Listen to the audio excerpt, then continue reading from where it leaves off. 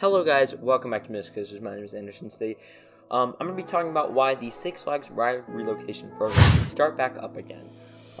Anyway, let's get started. So the Six Flags Ride Relocation program started in the early 80s and went to the early 90s. What they do is they take a ride, introduce it for a few seasons, specifically coaster, and then move it to another park. And the first example of this was Jet Scream at Six Flags St. Louis in 1981. This was a Schwarzkopf looping star, and it moved to Astroworld after operating in it for a few seasons. The reason they did this is because, specifically the rides they did it with, there are a lot of rides that were gimmicky almost, so they'd put them in a park, the crowd popularity would be, really high, and then after a few years before it went down, they'd move it to another park. The most recent example of this would have been Vibora. However, before that, it was Raging Cajun in 2014 when it moved to Six Flags America. Now, we're not talking about why this program exists or, what was it. We're talking about why it should start back up again. So, the reason I want this to happen again is not because I think they should just move, coasters just for a season. It's because I think some of the bigger parks in this chain need to give some coasters and some rides to the smaller parks in the chain.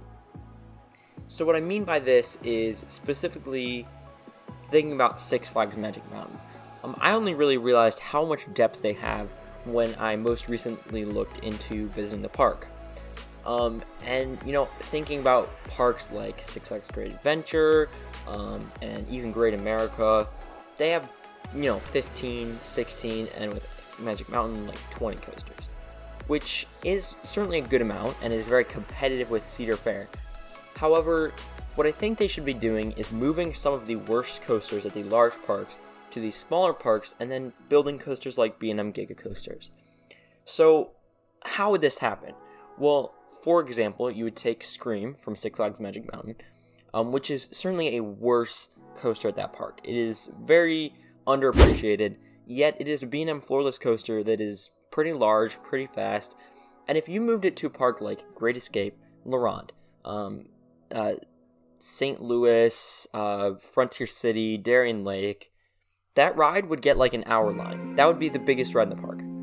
And so thinking about that, you could give a coaster that a park like that does not appreciate, move it, and then get, longest lines in the park. And it wouldn't be that hard to do. You'd be essentially getting a large addition to a small park, and then you could replace it with a huge coaster. Personally, I wouldn't necessarily really want a coaster Great America to leave. But if they were to remove a coaster Great America, they could, for example, remove Superman Ultimate Flight. Move it to, Six Flags St. Louis, okay? Now that park just got a great B&M flying coaster.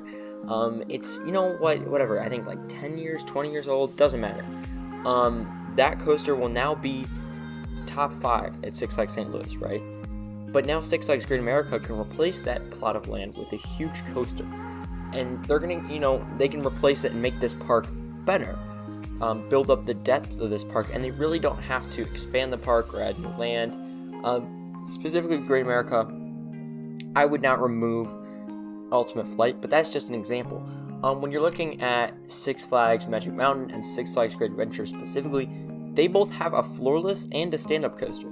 That is just not necessary, okay? And for Six Flags Magic Mountain specifically, they have 3 launch coasters. 3. And people were talking about how Great America should remove vertical velocity because they have max force now.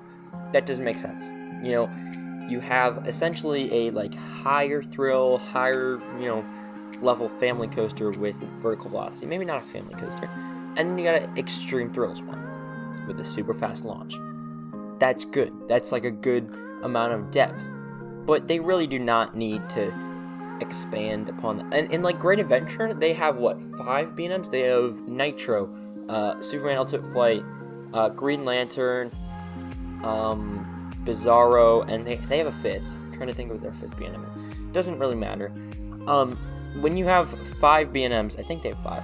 When you have 5 B&Ms, you have too much depth in that category.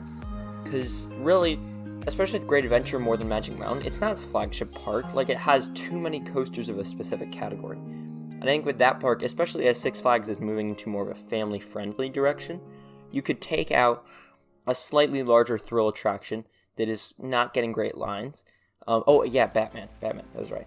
You take a larger thrill attraction, move it to a different park, and replace it with a coaster that gears more towards families, maybe a more themed coaster, maybe, like just that kind of mindset is going to move Six Flags in the right direction. I feel like this ride relocation program would help Six Flags, fill their smaller parks and then build up the top of their parks even stronger, make the lineups at the top even better.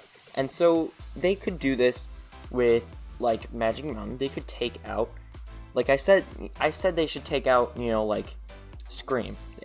Scream would be a good example of a ride. Nobody likes Scream at that park. They could also take out like Batman. Batman is a clone. You have 4 other B&Ms that you can ride. So like taking those 2 out, you could take it out of the park. Yes, it won't have 20 coasters for a year, but then replace it with a coaster that is going to be more appreciated, or a family coaster. And then that park's depth will be even better. And I think the park, or you could build a record breaker. The big, you build a Giga coaster if you take out a coaster or 2. And now you're going to have a even better park that people are going to want to visit more. That's essentially more like Cedar Point, because you're taking out these gimmicky coasters that nobody wants to ride. So that's just my, idea and why I think they should actually bring back that program. Repopulate these small parks that haven't received a coaster in 20 years, or 10 years, or 15 years. And then B, you can fill the the larger parks with better additions, better coasters, and improve those parks by removing coasters, which is kind of a weird mindset to look at, but I think will actually help Six Flags in the future.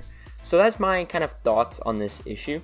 I don't know if you guys have any thoughts about this. Put it down below. I feel like this is a good idea, but maybe I'm just crazy. And I will see you guys in the next video here on the channel. Anyway, goodbye.